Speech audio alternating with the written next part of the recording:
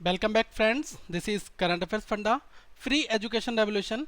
इस चैनल को सब्सक्राइब करें ताकि आप तक रेगुलर अपडेट्स आते रहें। आज दोस्तों आईबीपीएस की स्पेशल क्लास में आज हम बात करेंगे इंग्लिश सेक्शन की।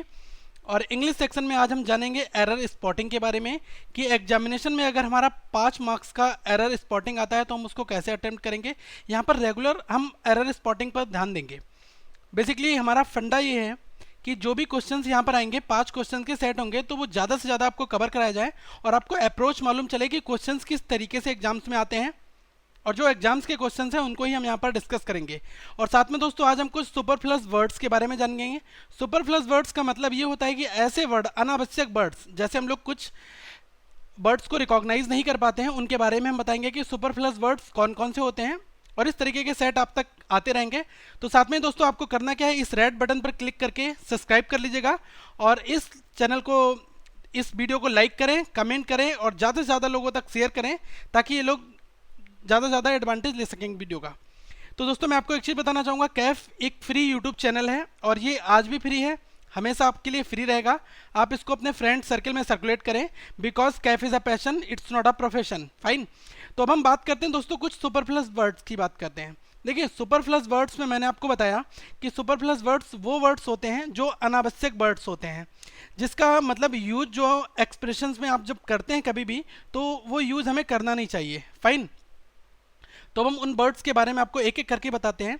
कभी आपने देखा होगा कुछ लोग कजिन ब्रदर और कजिन सिस्टर्स का भी यूज़ करते हैं। कजिन ब्रदर एग्जाम्स में आ जाता है तो वो उसको ठीक कर देते हैं, कजिन ब्रदर, या फिर लिखा होता है कजिन सिस्टर। फाइन। तो देखिए कजिन जो होता है उसका ही मतलब होता है चचेरा भाई, चचेरी बहन, आपस में ही मतलब हो जाता है। ठीक है। तो कजिन जो है एक वर्ड है, इसका मतलब ही होता है दोस्तों चचेरा भाई या चचेरी बहन। ठीक है। तो हमें कभी भी कजिन ब्रदर और कजिन सिस्टर नहीं यूज़ करना, केवल हमें कजिन यूज़ करना है। अब हम आइडेंटिफाई कैसे करेंगे कि इसमें ब्रदर की बात हो रही है या सिस्टर की बात हो रही है। तो दोस्तों ये हमारा सब्जेक्ट हमें बताता है। अब आपने एक सेंटेंस, जैसे मैं यहाँ पर लिख के दे रहा हूँ आपको, he is my cousin brother. ठीक है, ये मैंने एक सेंटेंस लिख दिया। तो यहाँ पर ब्रदर तो बिल्कुल आपको नहीं लिखना। करेक्ट सेंटेंस क्या होगा, ही इज़ माई कजिन। इसका दोस्तों मतलब क्या है, देखिए जो ही सब्जेक्ट है ये इस कजिन को यहाँ पर एक्सप्रेस कर रहा है। ही खुद बताता है कि ये कजिन ब्रदर है या सिस्टर है। ठीक है। जब यहाँ पर ही का मतलब क्या है, वह, ये जेंडर मेल है, तो यहाँ से हम रिकॉग्नाइज क्या कर सकते हैं कि कजिन ब्रदर की बात हो रही है। फाइन। तो कभी भी हम इस तरीके से cousin brother, cousin sister use नहीं करेंगे, केवल हम एक ही वर्ड यूज करेंगे, कजिन। ठीक है। सेकेंड की बात करते हैं। सेकेंड में अगर मैं आपको एक चीज़ बताऊं कि कुछ लोग क्या करते हैं, फाइनल कंक्लूजन लिखा हुआ कहीं पर होता है उसको भी करेक्ट कर देते हैं। ठीक है। जैसे कि फाइनल कंक्लूजन, आपने कहीं पर लिखा देखा है final conclusion, this is my final conclusion. ठीक है। अगर ये लिखा हुआ है तो फाइनल कंक्लूजन में फाइनल जो है ये क्या है, ये सुपरफ्लस है। कैसे सुपरफ्लस है, क्योंकि कंक्लूजन जो होता है वो अपने आप में ही निचोड़ होता है, फाइनल होता है। तो कभी भी हम फाइनल कंक्लूजन नहीं लिखेंगे, फाइनल उसमें गलत होता है, कंक्लूजन ही हमारा सही वर्ड होता है। ठीक है। जैसे मैंने एक बोल दिया, I made my final conclusion. अगर मैंने ये सेंटेंस लिख दिया तो फाइनल वर्ड जो है यहाँ पर यूज नहीं होना है। I made my conclusion, conclusion का मतलब ही अपने आप में फाइनल होता है, निष्कर्ष निकालना। ओके। तो हमें इन बातों का ध्यान रखना है। थर्ड, अगर हम सुपरफ्लस वर्ड की बात करें तो जैसे आपने देखा है कि कुछ लोग काइंडली रिक्वेस्टेड यूज करते हैं। ठीक है। तो काइंडली प्लीज यूज करते हैं, तो ये सब वर्ड्स हमें यूज नहीं करने हैं। काइंडली रिक्वेस्टेड वर्ड भी यूज करते हैं, तो इसमें क्या है, हमें इस तरीके से काइंडली का प्रयोग जो है रिक्वेस्टेड के पहले बिल्कुल भी नहीं करना है। ठीक है। काइंडली का सही यूज़ कहाँ पर होता है, जैसे आपने देखा होगा काइंडली स्माइल, इस तरीके से हम इसका वर्ड का यूज़ कर सकते हैं, ये बिल्कुल ठीक है। काइंडली थॉट, अब हम देखते हैं अ काइंड ऑफ थॉट भी लिखते हैं, अ काइंडली मैनर भी लिखते हैं, अ काइंडली बे, ये सारे वर्ड अपने आप में ठीक हैं, लेकिन काइंडली रिक्वेस्टेड ठीक नहीं है। ऐसा एक तरीके से मैं एक बात आपको और बताना चाहूँगा, काइंडली क्या है, काइंडली बेसिकली एक एडजेक्टिव है। ठीक है। और रिक्वेस्टेड क्या है, ये वर्ब है। तो ये किसी भी वर्ब की क्या है, विशेषता नहीं बता सकता ना, इस वजह से भी यहाँ पर ये गलत है। और एडजेक्टिव हमेशा किसी नाउन या प्रोनाउन की विशेषता बताता है। ओके, तो रिक्वेस्टेड क्या है, एक वर्ब है और वर्ब के पहले आपको काइंडली का यूज़ नहीं करना है। ये थर्ड रूल है हमारे लिए।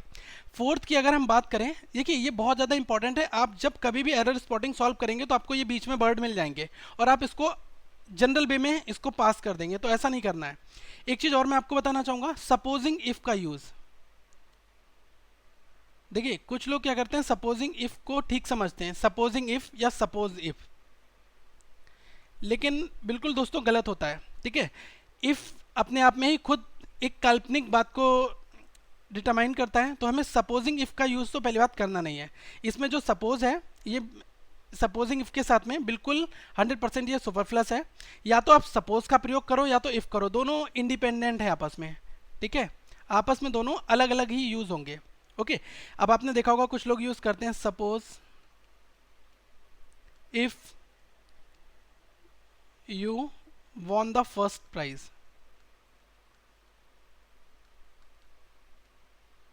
ठीक है, तो इसमें हमें या तो हम लिखेंगे if you won the first prize या हम लिखेंगे suppose you won the first prize. ठीक है, तो हमें सपोज इफ एक साथ यूज नहीं करने हैं। ओके, नेक्स्ट की बात हम करते हैं दोस्तों। आपने एक देखा होगा, बहुत इंपॉर्टेंट है ये, कई बार आपने देखा होगा रिटर्न बैक का यूज होते हुए। आप जब कभी भी सब्जेक्ट वर्ब एग्रीमेंट के क्वेश्चन सॉल्व करेंगे वहां पर रिटर्न बैक का यूज होगा। तो रिटर्न बैक में जो बैक है ये बिल्कुल सुपरफ्लस है, इसका यूज आप नहीं करेंगे। रिटर्न का मतलब ही होता है बैक।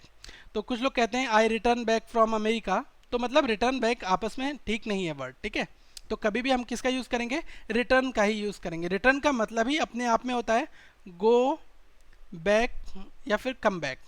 फाइन, इसका आपको विशेष ध्यान देना है। इस तरीके से हम आपके लिए और भी कुछ सुपरफ्लस वर्ड्स जो होंगे वो हम आप तक लाएंगे। और साथ में दोस्तों सेकंड सेशन में हम आपको बताएंगे कि एरर स्पॉटिंग के बारे में। एरर स्पॉटिंग जो हमारे एग्जाम्स में बहुत ज़्यादा इंपॉर्टेंट रोल प्ले करता है। नेक्स्ट सेशंस में हम कुछ क्लॉज टेस्ट के बारे में बात करेंगे और रीअरेंजमेंट की बात भी करेंगे यहाँ पर। ओके, तो अब हम बात करते हैं spotting the error. Spotting the error के 5 क्वेश्चंस आपके एग्जामिनेशन में 5 नंबर के आते हैं। इसमें आपके लिए एक बड़ा सा सेंटेंस दिया होता है, उसके कुछ पार्ट होते हैं, किसी एक पार्ट में एरर होती है, आपको वो एरर ठीक करनी होती है। तो यहाँ पर लिखा हुआ है her and the other members of the group spoke to the person after their final victory, no error. तो देखिए कोई भी सेंटेंस कभी भी किसी प्रोनाउन से स्टार्ट नहीं होता है। यहाँ पर क्या लिखा है, हर एंड द। ठीक है, तो हर से तो हमें स्टार्ट नहीं करना है क्योंकि ये प्रोनाउन ऑब्जेक्ट है और किसी भी प्रोनाउन ऑब्जेक्ट से कोई भी सेंटेंस हमारा स्टार्ट नहीं हो सकता। तो हर के प्लेस पर हमें क्या यूज़ करना पड़ेगा, इसकी जगह पर हम सी का यूज़ करेंगे। ठीक है, तो यहाँ हम लिख देंगे she and the other members of the group spoke to the person after their final victory. तो हमारा राइट आंसर क्या है, किस पार्ट में एरर थी, ए पार्ट में एरर थी। हर के प्लेस पर आपको सी का यूज़ करना है। ओके, क्योंकि हर क्या है, एक प्रोनाउन ऑब्जेक्ट है और जो कि सब्जेक्ट की तरह कभी भी यूज़ नहीं हो सकता। नेक्स्ट की बात करें सेकंड की, तो इसमें भी हमें सेम एरर पता करनी है। इसमें लिखा है इन अर्ली इंडिया, देखिए बहुत ध्यान से देखना, लिखा हुआ है in early India there has been very little to read except for the book sent from Britain. तो देखिए जब लिखा हुआ है इन अर्ली इंडिया, पहले भारत की पहले बात करी जा रही है, तो यहाँ पर हैज़ बीन तो बिल्कुल गलत है। हैज़ बीन का यूज़ हम नहीं करेंगे क्योंकि हमारा सेंटेंस जो है वो पास्ट टेंस में है। इन अर्ली इंडिया से हमें ये पता चला कि ये सेंटेंस किस में है, पास्ट टेंस में है। और जब सेंटेंस हमारा पास्ट टेंस के बारे में कह रहा होता है तो हम दोस्तों यहाँ पर प्रेजेंट परफेक्ट टेंस का यूज़ हम नहीं कर सकते। तो यहाँ पर हमें पास्ट टेंस का यूज़ करना पड़ेगा और हैज़ बीन के प्लेस पर हम क्या यूज़ करेंगे, हैज़ बीन के स्थान पर हमें बास का यूज़ करना होगा। ओके, तब हमारे किस पार्ट में एरर है, पार्ट नंबर बी में एरर है। हम सेंटेंस को देख के ही रिकॉग्नाइज कर सकते हैं और ये चीज़ हमारी कब आएगी, जब हम प्रैक्टिस बहुत ज़्यादा क्वेश्चंस की करेंगे। मैं यहाँ पर आपको अप्रोच बता रहा हूँ, आपको प्रैक्टिस घर पे करनी है। किसी भी बुक को उठाइए और उससे प्रैक्टिस करना स्टार्ट कर दीजिएगा। नेक्स्ट नंबर 3 क्वेश्चंस की बात की जाए, इसमें दोस्तों कहा है still remaining in the ancient castle are the duke's collections of early Dutch paintings which will be donated to a museum. तो दोस्तों यहाँ मैं आपको एक चीज़ बताना चाहूँगा बहुत इंपॉर्टेंट। आपको जब मैं नाउन पढ़ाऊंगा तो वहाँ पर एक कलेक्टिव नाउन की चीज़ आएगी। तो देखिए यहाँ पर डुक्स कलेक्शन वर्ड आ गया है, तो डुक्स कलेक्शन इसका मतलब क्या है, ये एक कलेक्टिव नाउन है। और जब कोई भी कलेक्टिव नाउन यूज़ होता है तो उसके साथ में हम क्या है, सिंगुलर की बात करेंगे यहाँ पर। ठीक है, तो आर की प्लेस पर हमें क्या यूज़ करना है, इसका यूज़ करना है। तो ये यहाँ पर गलत है, इसके स्थान पर आप इसका यूज़ कर दें। तो किस पार्ट में एरर थी, पार्ट नंबर बी में हमारी एरर थी। यहाँ से हम समझ सकते हैं ड्यूक्स कलेक्शन, इसका मतलब बेसिकली क्या होता है, इसका मतलब होता है कि ये हमारा एक कलेक्टिव नाउन है, ठीक है। और जब कलेक्टिव नाउन दिया है तो हमें यहाँ पर वर्ब कौन सी यूज़ करनी है, इज यूज़ करनी है। नेक्स्ट की बात की जाए, नेक्स्ट में कहा गया कि most students preferred courses in the classical arts to courses in the science unless they are science majors, ठीक है। तो अगर इस सेंटेंस को जब आप एंड तक पढ़ते हैं तो यहाँ पर क्या लिखा है, दे आर साइंस मेजर्स।